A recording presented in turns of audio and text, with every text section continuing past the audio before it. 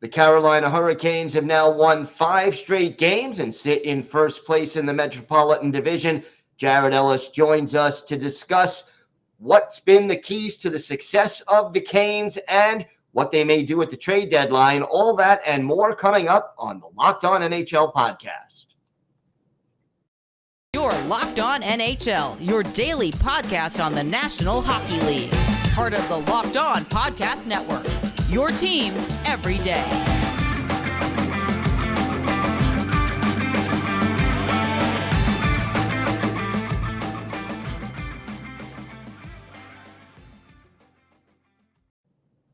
And welcome, everybody, to the Locked On NHL podcast. Gil Martin, so glad you could join us today, and thank you for making Locked On NHL your first listen every day. We are free and available on all platforms. This episode is brought to you by FanDuel Sportsbook, official sportsbook of Locked On. Make every moment more. Visit FanDuel.com/LockedOn today to get started. We are here today to talk about the red-hot Carolina Hurricanes, and so it's my pleasure to welcome back to the show the host of Locked On Hurricanes, Jared Ellis. And Jared, 5 in a row, what to you has been the biggest single factor in the team's recent winning streak?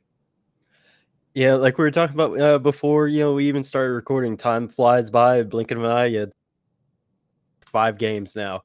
And the thing that's working for the Hurricanes right now is that everyone's pitching in. With Max Pacioretty going down, we loved having him, for the brief time he was here before he got hurt again. But, everyone's pitching in. It's not just a couple guys here and there, doing it. Everyone is chipping in. And, thing at the beginning of the season when the Hurricanes were having some issues, Jordan Stahl said no passengers. And, no one just sitting back, just being along for the ride. That's not the case right now. Everyone is stepping up and getting the job done. When Frederik Andersen was out for a little bit, you had Antti Raanta and Pyotr Kochetkov stepping up, getting the job done. And that's what's really helping the Hurricanes right now. It's a full, complete team game right now. And, tonight against the Bruins, Jordan Stahl, talking about him a second ago, he highlight reel goal. Seth Jarvis as well. And, that's what's working for the Hurricanes right now. They're playing as a team, and it's going to be really fun to watch them keep this streak going, see if they can beat theirs from earlier in the season.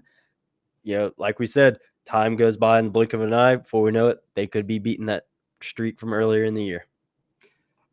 How big was it for this team to defeat the Bruins earlier on Sunday? I mean, the team with the best record in hockey, it's got to be a confidence booster. Oh, abso-freaking-lutely, Gil. Total confidence booster, with the injuries they're dealing with right now. Because not only are they out, Max Pacioretty the remainder of the year, they've been without their best defenseman for a few games now. Jacob Slavin's been out, and he's not a guy that misses a lot of time. And they're having wins like that. It was 4-1 was the final score for that Bruins game. And it was a dominant 4-1 win.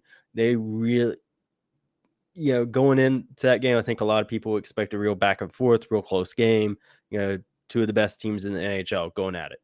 And that was not the case. This looked like last regular season when the Hurricanes swept them in the regular season.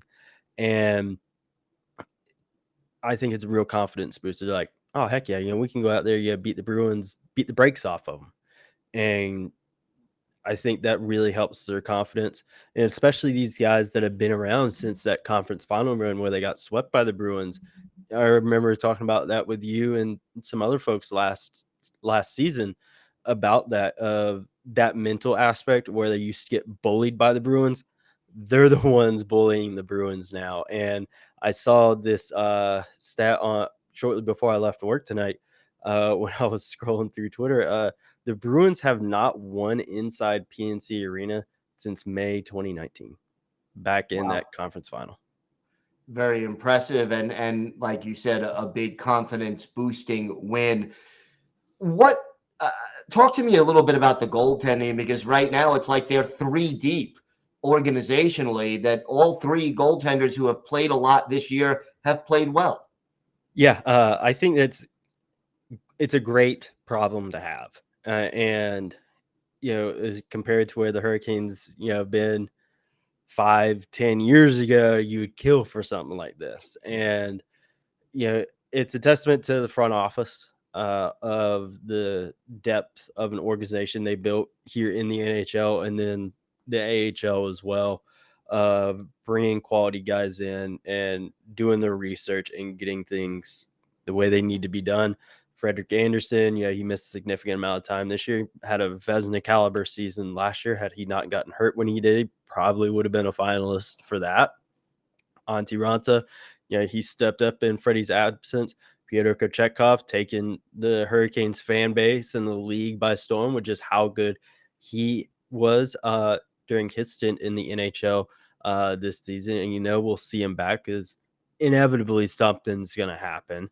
And with how good he had been, you imagine, all right, when it gets time to get close to the playoffs, maybe they call him up for a game or two, get him a little bit warmed back up, for a playoff run. So he's not coming in cold, but it's a great problem to have, Gil. It really is. And it's a testament to just the smarts up there in the offices. You're talking a little bit about the smarts of the front office. What do you see them looking for as we get closer to the trade deadline? I would assume secondary scoring would be part of the equation. Yeah, I was literally talking with this with Dane from Locked On Stars the other day. Our conversation just took a turn to that. But it's something that I hadn't really given a whole lot of thought, to be completely honest, because with Pacioretty coming back in the fold, the original timetable for him coming back was going to be right around trade deadline time. And he would essentially be that trade deadline pickup, with that salary coming on. Came back a little bit beforehand. It was great, while he was here, but, tore his Achilles again. So now we're going to have, I think, about $9 million or so in cap space at the trade deadline to play with. And that's not something I was anticipating. And I agree with you. I imagine secondary scoring would be who they or what they go for, but who they go for, I have no idea, because I was not expecting to have this much cap space. It would really be, I'd really have to do some research and look into guys that are potentially on the trade block for teams and seeing what the Hurricanes could work out.